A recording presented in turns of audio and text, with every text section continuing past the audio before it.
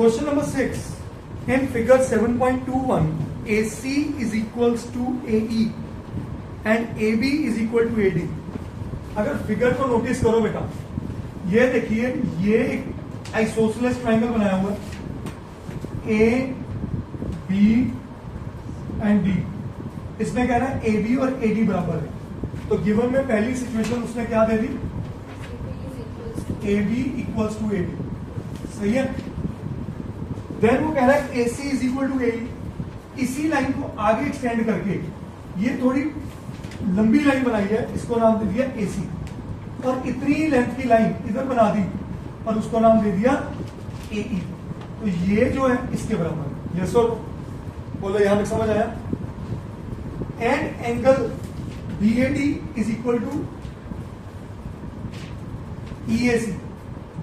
पहले मैं जो गिवन है वो लिख लूं, AC equal to BAD angle. देखो ये है, मेरे को ना नेमिंग से ज्यादा नंबरिंग अच्छी लगती है एंगल में.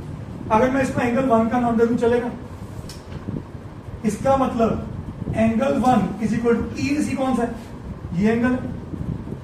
Angle 1 is equal to angle 2. ये given. To proof, show that BC is equal to DE. ये जो BC है और ये जो DE है, ये दोनों इक्वल. सही है बेटा? अंडरस्टैंडेबल? फिगर समझ आ गई सबको? हाँ जी. BC is equal to DE की बात कर रहा है. अब पढ़ते हैं आप ये क्वेश्चन, और 7th क्वेश्चन बिल्कुल सिमिलर है, अटमोस्ट इंपॉर्टेंट है एग्जाम पॉइंट ऑफ व्यू से. अब थोड़ा ध्यान से समझना. BC इस ABC ट्राइंगल का हिस्सा है, DE ट्राइंगल ADE का हिस्सा है.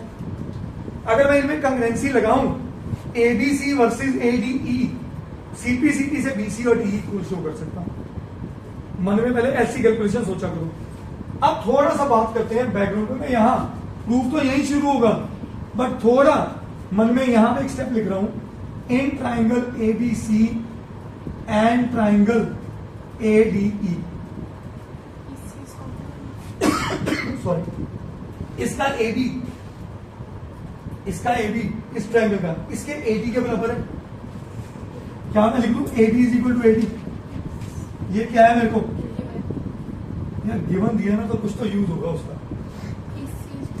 AC, इसमें AC है. AC किसके बराबर होना चाहिए? AE गिवन है. इसका AC और इसका AE बराबर है. दो साइड्स इक्वल. या तो तीसरी साइड दे दो, वो तो मांग रहा प्रूफ, या उनके बीच का एंगल. अब इस ट्राइंगल में ये साइड थी एक और ये साइड थी दूसरी, तो बीच का एंगल बनता है ये. पर नोटिस, और उसमें ये बनता है. पंगा क्या है? इस पूरे एंगल में ये हिस्सा और इस पूरे एंगल में ये हिस्सा बराबर है, और ये दोनों में कॉमन हिस्सा है.